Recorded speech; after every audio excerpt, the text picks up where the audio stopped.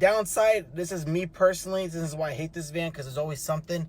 The check engine light came on. But that's not, you know, that's neither here or there. So P0765, I did notice some transmission like jittery going on, so I'm sure there's something going on with that. FML. But we unscrew these two 10mm bolts. It's two at the engine air filter component. There's one back here that holds the actual air filter. The air filter is actually in here, right there.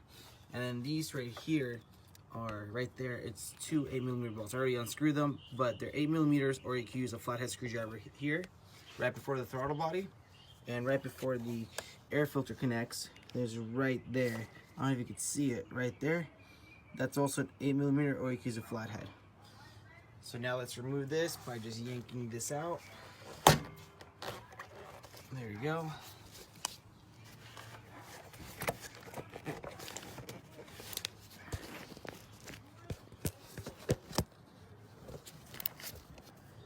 Right here.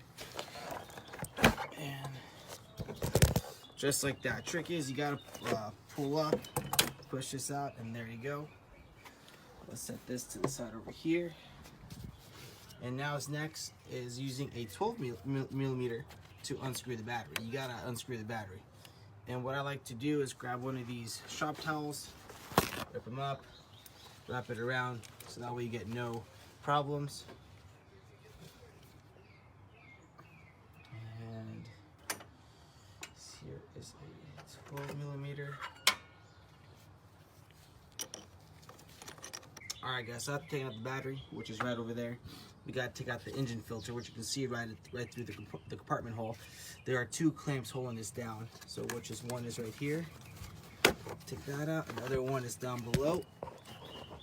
Oh, it's a little hard. Out it comes. You got to push it towards the radiator and pull it out. This engine filter is kind of a pain to put on and take out, but there we go. Just take out the filter, the whole compartment, and you just kind of yank it out and pull it up. All right guys, so now that we have the battery out, engine filter out, this is the part right here we got to change. Transmission circuit solenoid, and there's 3 bolts that we got to take out. One is over here, 2 is right under this sensor, it's right there. Is a transmission output sensor, literally right below that, so we got to take this out as well. And then we got one more right behind. Where is it? Hold on, let's see. Right there.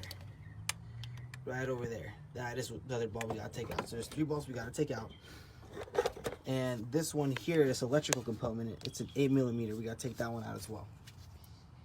So taking out the output shaft, I have to use a 26mm deep socket. And this is a 1/2-inch drive.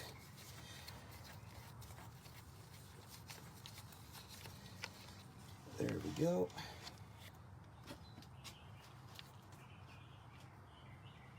Alright guys, so here's the old part. New one is right there. And I mean, you can't, by looking at it, you just, I mean, you know it looks good, but obviously internally it's broken. So we're gonna put the new one in. You pretty much can do the vice versa. You might want to clean around the transmission. I got some on my exhaust, so I gotta use some brake cleaner to take that out so it doesn't give so much white smoke. And when you bolt this down, you don't forget to put the gasket and torque these down to 15 foot-pounds.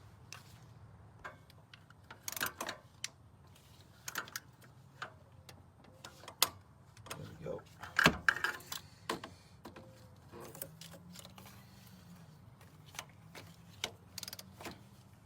There we go.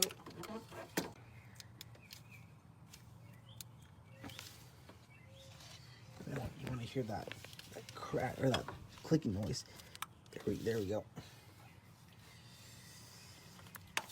This transmission on the way.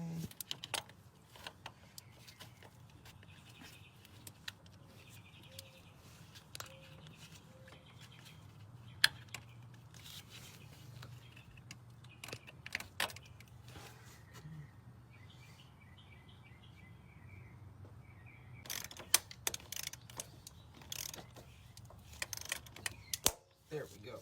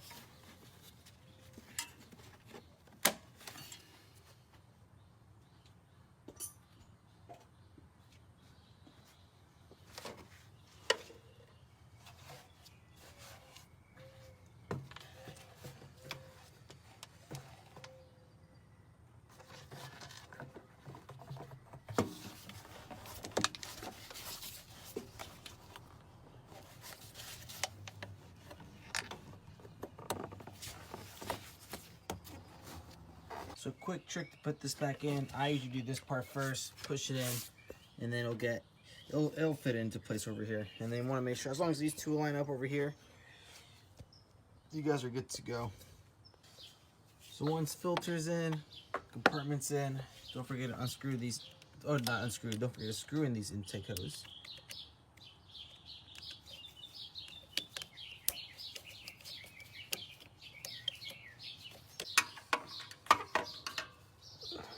Plug this hose back into the engine air compartment. There we go. Make sure it's connected to the valve of the engine. And last but not least, battery, and we're good to go.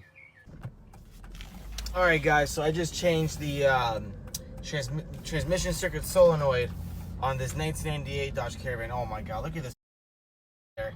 Walk in the middle of the freaking street. And you got two sidewalks, dude. Look at that. Well, anyway, let's get back to business. And he's gonna look at me like I'm doing something wrong. Jesus Christ. Anyway, so P0765 check engine light code. So usually when I have the check engine light, when I drive from like first to second gear and let go of the accelerator and the downshifts, that's where I felt like a jerk. So like right here, that's where I'll feel like a jerk right there. Now that I changed the part, it's nice and smooth. So far, no check engine light. I'm going like a little test drive, and once I get home, I'll double check with the OB2 sensor to see, just to make sure. So here we go, making a left here, accelerating 2-3 RPMs, letting go, down, nothing, no jerking. Before it made like that jerk, like a transmission was going bad. But as I said, the check engine light came on, code came on, and that's what it was. The part cost me $160. So this part is, it is pretty pricey for what it is, or it's, I mean, not for what it is, but it's a transmission, you know. So I'm gonna go and do like an 80-mile driving test. Again, have to make sure my car passes smog, and we go from there. All right, guys. So I just took my car to smog. Good news, it passed. I had to do a 407 mile, or about 400 miles, because 7 miles the smog station was up the street for me. Smog pass, thank God.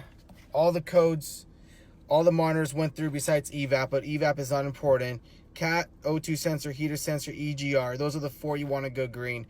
When you take out the battery, these 4 go red, correct? And you gotta, some cars you gotta drive 50 to 100. With these Dodges and Chryslers, since I think they're shitty cars, I drove 400 miles and everything went through. I mean, it was 400 every 50 miles, or every 50 to 100, I'll pull over, grab something to drink, and freaking check it. And it always was one thing. Cat went first, O2 sensor went first, EGR went first was Cat, second O2 sensor, third EGR, the last was the heater sensor. That one took a while, dude. I'll make another video on what I did to make all these to go green. Okay, there is a method to it, but I'm letting you guys know I did pass smog.